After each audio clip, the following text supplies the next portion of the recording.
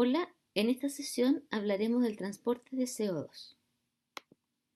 En la ventilación alveolar, la sangre proveniente desde la circulación sistémica a través de la arteria pulmonar es rica en CO2 y este es eliminado al aire atmosférico en los alvéolos. A su vez, el aire alveolar es rico en oxígeno, el cual es incorporado a la sangre y entregado a través de la circulación sistémica a los distintos órganos y tejidos.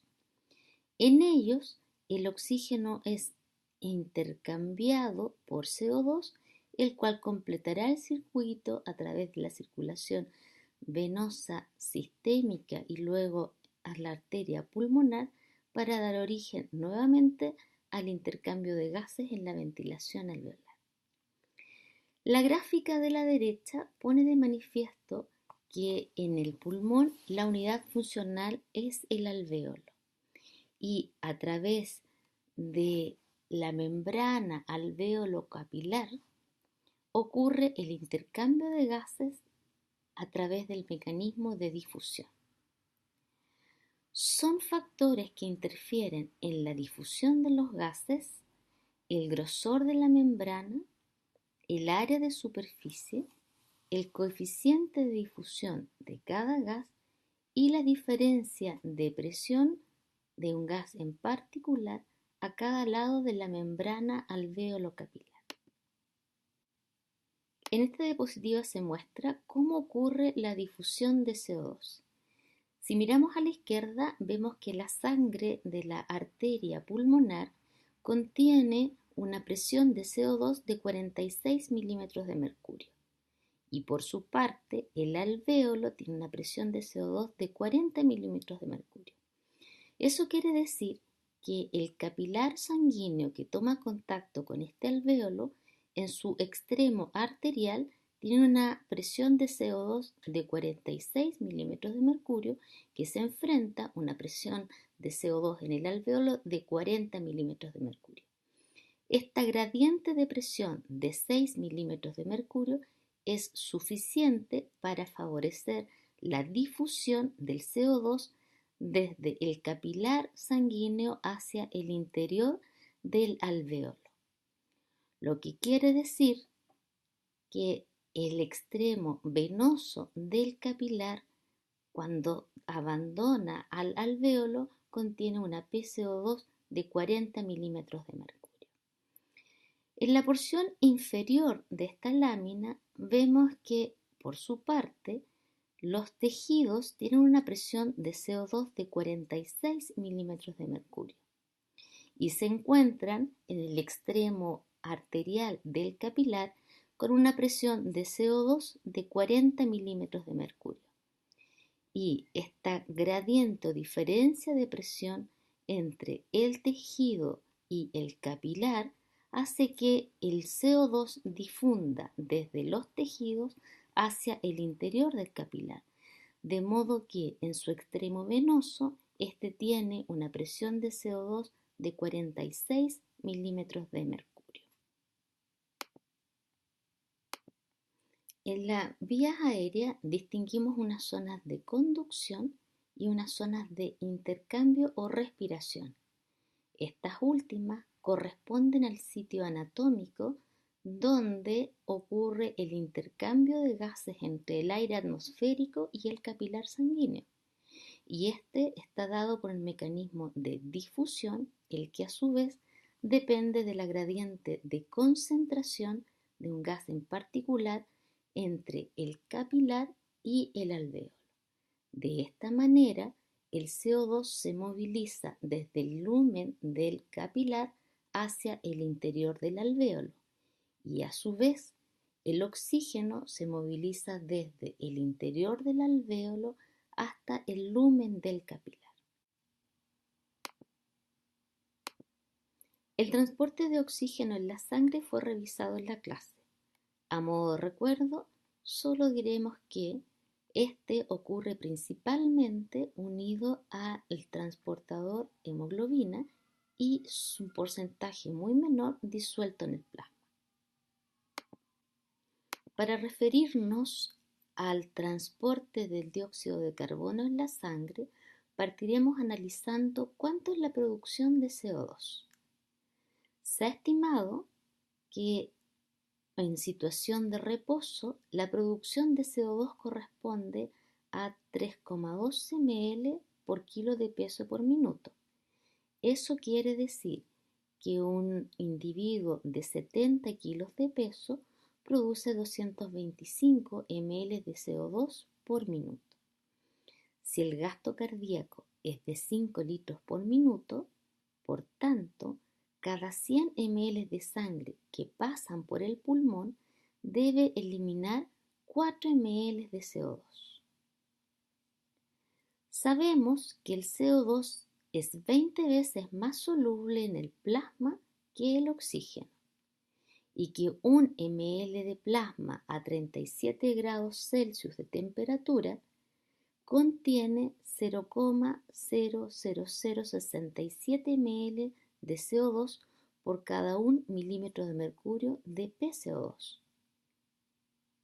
Entonces, 100 ml de plasma contenido en la arteria pulmonar con una presión de CO2 a 46 milímetros de mercurio contienen 3,08 ml de CO2. Se hace entonces necesario otras maneras de transportar el CO2 en la sangre, además del CO2 disuelto. Cuando nos referimos al CO2 disuelto, estamos hablando del CO2 disuelto en el plasma. Las otras maneras de transportarse el CO2 en la sangre es a través de la unión a proteínas y de la generación de bicarbonato. Y en ambos, los glóbulos rojos tienen un rol fundamental. Por una parte, la hemoglobina contenida en los glóbulos rojos reacciona con el CO2 a través del extremo amino terminal de la proteína, generando un compuesto denominado carbaminohemoglobina. Y por otra parte, la enzima anhidrasa carbónica que está presente en el interior de los glóbulos rojos cataliza la reacción del CO2 con el agua, generando ácido carbónico y bicarbonato. Y esta última es la principal manera en la que el CO2 se transporta en la sangre. La gráfica de la derecha tiene por objeto demostrarles cómo se transporta el CO2. Por una parte vemos que ocurre difusión desde los tejidos hacia el interior del capilar. Y el CO2 que alcanza el capilar, una parte de ello se disuelve en el plasma. Sabemos que esto corresponde a un 7%. El restante CO2 que alcanza hasta el capilar ingresa al glóbulo rojo. En el glóbulo rojo, este CO2 interaccionará con la hemoglobina formando carbaminohemoglobina. Y la mayor cantidad de CO2 dentro del glóbulo rojo se hidratará en una reacción catalizada por la enzima anhidrasa carbónica, generando ácido carbónico. Y este, a su vez, generará bicarbonato y protones. Este bicarbonato puede permanecer en el interior del glóbulo rojo o egresar hacia el plasma en intercambio con cloruro, manteniendo así la electroneutralidad. El intercambiador de bicarbonato y cloruro se conoce con el nombre de banda 3.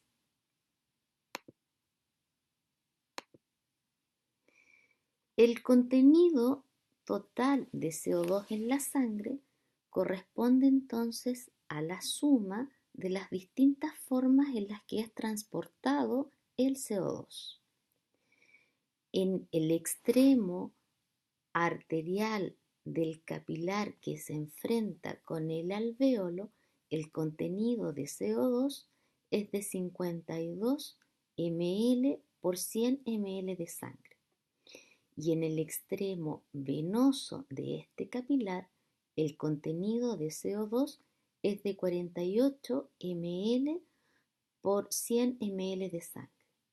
Esto quiere decir que efectivamente se han eliminado 4 ml de CO2 por cada 100 ml de sangre que toma contacto con los alvéolos.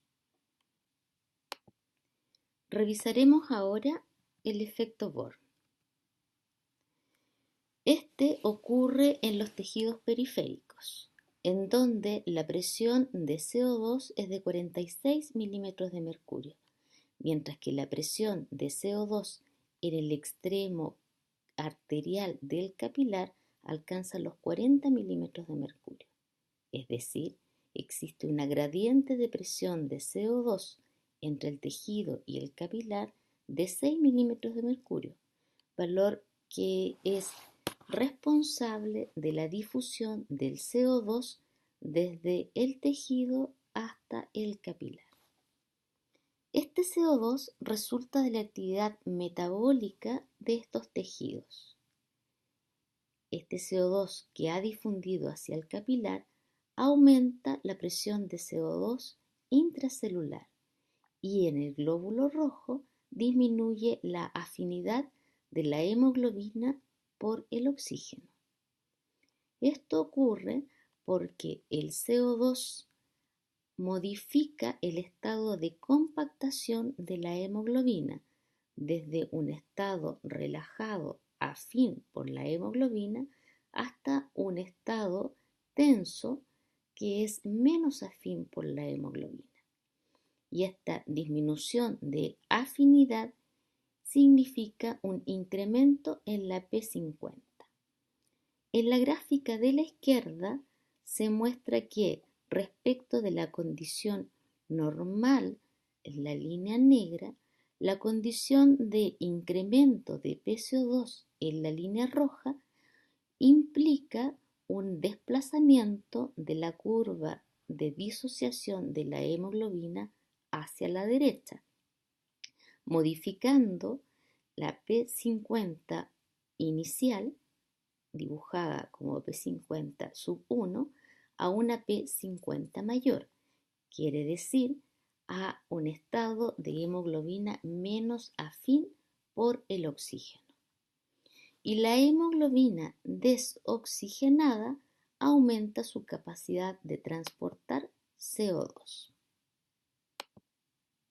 El CO2 que ingresa al glóbulo rojo interactúa con el agua para generar ácido carbónico, reacción que es catalizada por la enzima anidrasa carbónica. A partir de este ácido carbónico se genera bicarbonato y protones. Los protones interactuarán con los aminoácidos histidina de la hemoglobina, disminuyendo la afinidad de esta por el oxígeno, vale decir, modificando la curva de disociación de la hemoglobina hacia la derecha. Por su parte, el efecto Haldane ocurre en los alvéolos, y esto se refiere a que la fijación de oxígeno por parte de la hemoglobina tiende a desplazar el CO2 hacia la sangre, facilitando entonces su difusión hacia los alvéolos. Cuando la hemoglobina se carga de oxígeno, ocurre una disociación de protones que han estado asociados a la hemoglobina. Estos protones se unirán al bicarbonato intracelular regenerando ácido carbónico y en una reacción catalizada por la anidrasa carbónica regenerarán CO2 y agua. Este CO2 difundirá entonces fuera del glóbulo rojo, aumentando el pH intracelular, desplazando la curva de disociación de la hemoglobina hacia la izquierda, de modo que facilita una mayor unión del oxígeno por la hemoglobina al aumentar la afinidad. La mitad superior de la lámina representa un glóbulo rojo en el interior de un capilar frente a un alvéolo. Desde el alvéolo, por difusión, el oxígeno alcanza hasta el interior del glóbulo rojo, donde interactúa con la hemoglobina, y en esta interacción se libera un protón que es utilizado por el bicarbonato para la regeneración de CO2, y este CO2 es eliminado por los alvéolos. En la mitad inferior de la lámina vemos el efecto de la PO2 sobre la curva de CO2 y el contenido total de CO2 sanguíneo. Incrementos de la PO2 desplazan la curva de CO2 a la derecha, como se puede apreciar en la gráfica. Y por otra parte, los aumentos de PO2 disminuyen el contenido total de CO2 sanguíneo, como está graficado con las líneas moradas que representan los cambios en el contenido de CO2 total asociados a cambios en la PO2 para una misma PCO2. En líneas rojas vemos graficado el contenido total de CO2 en la sangre arterial A y en la sangre venosa B, poniendo de manifiesto que una menor saturación de hemoglobina con oxígeno favorece un mayor contenido de CO2. La mitad izquierda de la lámina representa el intercambio de gases en los tejidos periféricos y la mitad derecha el intercambio de gases en los alvéolos. En los tejidos periféricos vemos que el CO2 difunde hasta la sangre. El CO2 que ingresa al glóbulo rojo en una reacción catalizada por la enzima anhidrasa carbónica genera bicarbonato y protones. Estos protones se unirán a la hemoglobina oxigenada, modificando su afinidad por el oxígeno, disminuyéndola y favoreciendo, por tanto, la entrega de oxígeno a los tejidos. El bicarbonato puede ser intercambiado con el cloruro, egresando desde el glóbulo rojo hasta el plasma. En el alvéolo, el CO2 difunde desde la sangre hasta el interior de los alvéolos, y el CO2 contenido en el interior del glóbulo rojo también lo hace. Y entonces la reacción catalizada por la enzima anhidrasa carbónica favorece la regeneración de CO2. Para ello requiere de bicarbonato, el cual se une al protón regenerando el ácido carbónico. Este bicarbonato proviene del bicarbonato del plasma, que es intercambiado por cloruro, manteniendo así la electroneutralidad. A este intercambio de bicarbonato y cloruro se le conoce también con el nombre de shift de cloruro o efecto Hamburger, en honor al fisiólogo profesor Hamburger, quien lo describió a fines del 1800. Esta lámina nos muestra en forma resumida el transporte de CO2 en la sangre. El CO2 es generado en los tejidos periféricos por el metabolismo celular.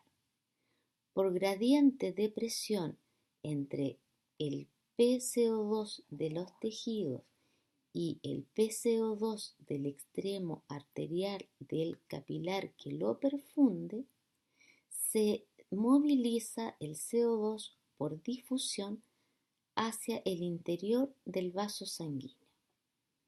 En el vaso sanguíneo, este CO2 puede permanecer disuelto en el plasma o ingresar al glóbulo rojo. En el glóbulo rojo puede unirse a la hemoglobina en sus extremos amino terminal para generar compuesto carbamínico, o puede hidratarse en una reacción catalizada por la enzima anhidrasa carbónica y generar bicarbonato, el cual puede permanecer en el interior del glóbulo rojo o intercambiarse por cloruro hacia el plasma.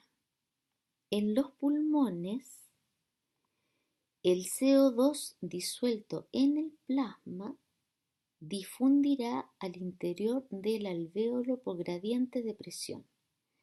La presión de CO2 en el extremo arterial del capilar que perfunde los alvéolos es de 46 milímetros de mercurio, mientras que en el interior del alvéolo la presión de CO2 es de 40 milímetros de mercurio.